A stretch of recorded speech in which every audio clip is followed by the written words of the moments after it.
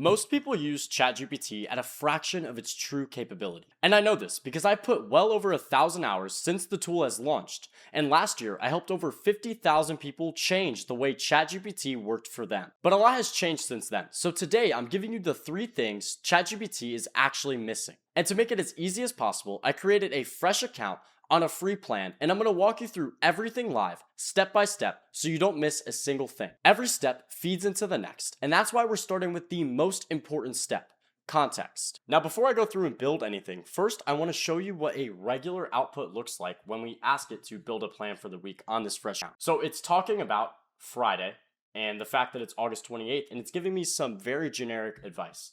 Things like reset and set up whatever I have to do this week. Then it's telling me on Saturday to get some deep work done. Sunday, it's telling me to recharge. So kind of the basic advice you would expect from maybe a counselor or a therapist who doesn't fully understand your daily schedule.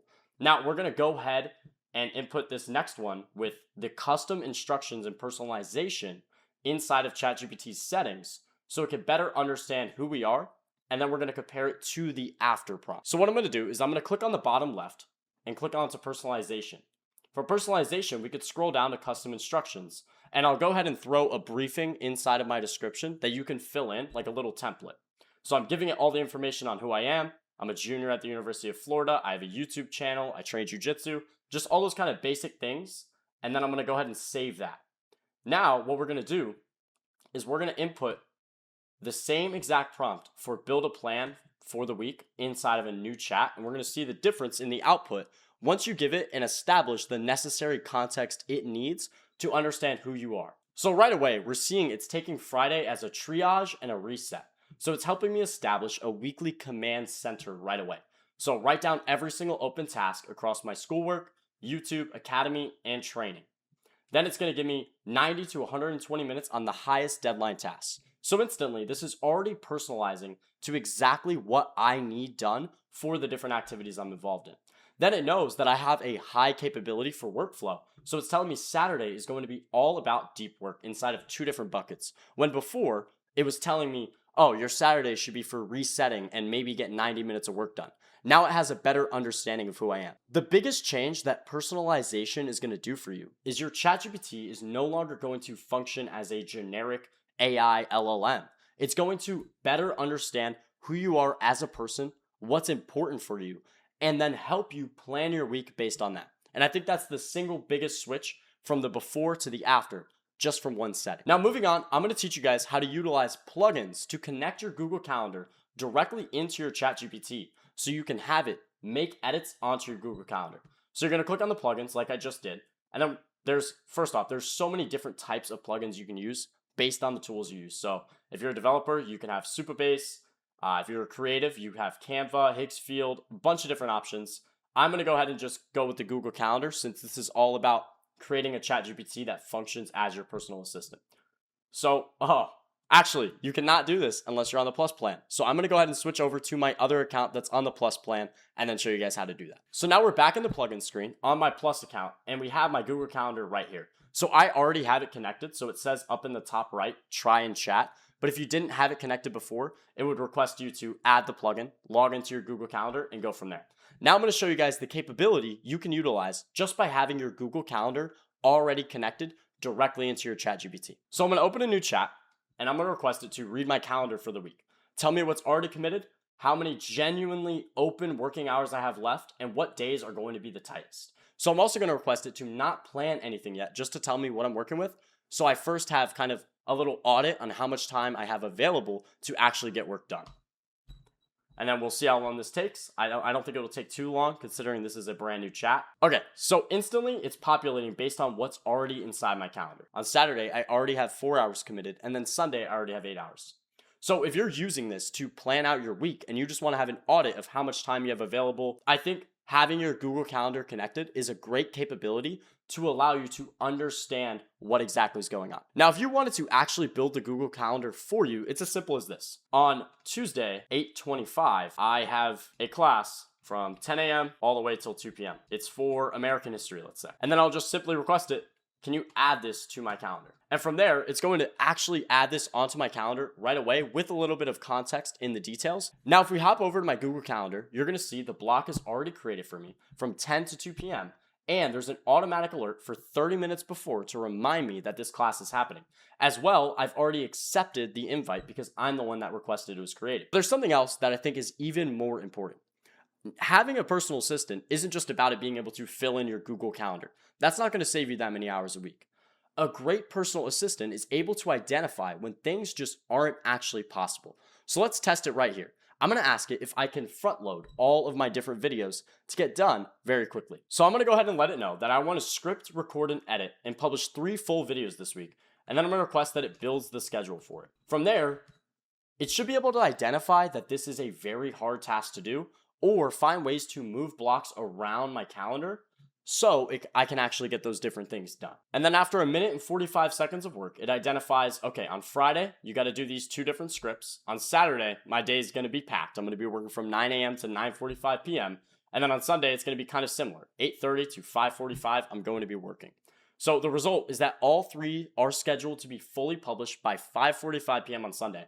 And if we hop over to my Google Calendar and hit a quick refresh, you can see that it already updated these. So it has video 1 script, which I should be doing right now, video 2 script, and then my Saturday is packed as well as my Sunday, and it actually gives me the publish time as well. So I think this is great that it's able to not only identify some limitations behind the ambitious request I made to it, but it's also able to cleanly plan for me the exact time blocks I need to have finished if I want my milestones completed on time. Now, let's say you're someone like me who has a super busy schedule and you don't want to put all your eggs in one basket hoping something will get completed. You can ask it to kind of double check. So that's what I'm going to do here. Is this actually possible with the hours I have available? And I just wanted to answer me honestly whether or not it's possible. I don't know what it's going to say. We're both going to find out together. And then immediately, it's giving me the insight that it's technically possible, but only barely. It even gives me an approximate rating for how difficult the weekend would be, which comes to about a 9 out of 10 on its intensity scale. But I think it's good that it's still able to understand the limitations in my hours, because technically I could get it completed, but I think it's good that it understands the limitations of myself. Even if I technically have the hours available, am I going to be able to work and be productive for those entire hours? Like, that's the better question. Now, I uploaded those 5 PDFs and I attached a prompt based on a template I have, which will also be in the description or a pinned comment. So I asked it for a finished doc comparing all these different models across these 5 different PDFs for it to identify which one is going to be the best option for content creation capabilities, specifically for me as a content creator. I also asked it to cross-check, bring it into a .docx file, and then write the full draft for me and create a downloadable file that I could just take right to my PC. So I'm going to start this up and I'll let you know how long this goes on for, and then I'll be right back. And after about 2 minutes and 30 seconds, it gave me the fully finished AI model cost comparison. So we're going to go ahead and open that. But first, it's telling me that it's including pricing, creator-specific recommendations. So again, tailoring it based off the custom instructions I had given it, as well as a full workflow and some other things. So as I open this up, it comes out to about, if I had to guess, around 4 or 5 pages. I was able to download the doc file, and I think it looks great inside of Microsoft Word. But for the purpose of this video, we're going to stay inside of ChatGPT's actual chat and just read through this doc together. So immediately up front, it gives me the bottom line, which is not something I really requested.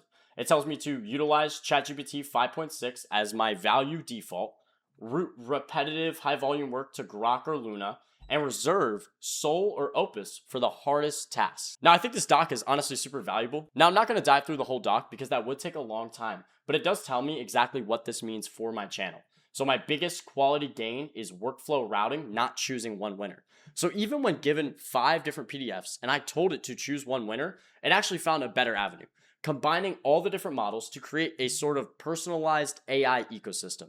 Now, this is very tailored towards my sort of workflow, but let's say you're someone who's working in corporate world and you're trying to figure out how to plan out your entire week and you want to weigh out different types of planning apps.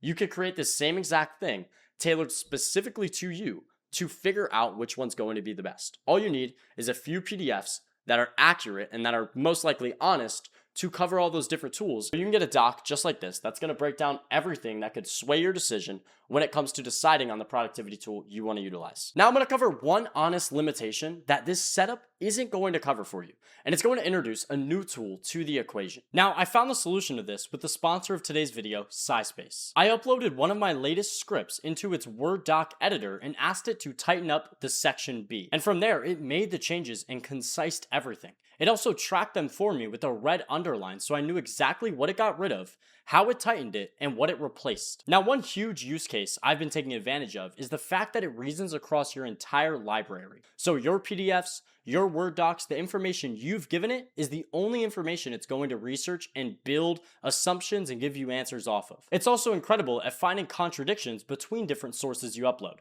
So one example of this that I used was I uploaded 5 different PDFs all talking about the latest AI model launches in August. From there, it found the contradictions between which article thought which AI was the best and why, and then it laid out which article was probably telling the truth. If your work ends up in a document that someone else is reading, it's crucial that you have a tool that allows you to have an output, not just stay inside of a text window. Now, Premium's priced at $12 a month with the annual subscription. There's also a code below for 35% off their max subscription and 40,000 welcome credits. One honest caveat about this tool is it's limited to the quality of sources you upload, like many other AI tools.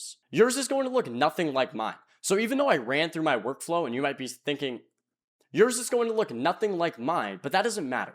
The part that actually transfers is the 3 steps I covered in order. Now, if you enjoyed this video, thank you for watching. Make sure to leave a like. Now, if you enjoyed this video, leave a like and subscribe and comment any question you have. I'll make sure to reply to as many as I can. I'll see you in the next one.